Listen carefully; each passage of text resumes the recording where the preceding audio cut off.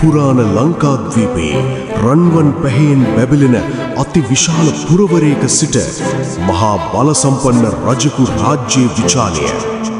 සතුරන් ඔහුට බිය වුවද එම ප්‍රබල පාලකයා ශිල්ප ශාස්ත්‍රයට මෙන්ම සංගීතයටද අතිශය දක්ෂයෙකු විය. ජන ප්‍රවාදයන්ට අනුව මෙම විශිෂ්ට රජු අහස් ගව සිසාරා පියාසර කළ හැකි මහා යානයක් පාලනය කළේය.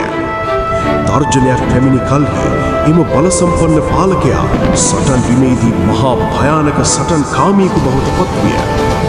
එහෙත් එම ශක්තිය හා අභිලාෂය පිටුපස ඔහුගේ ඉරණම තීරණය කළ දැඩි අභිමානයක්ද එම ශ්‍රේෂ්ඨ රජු තුළ විය.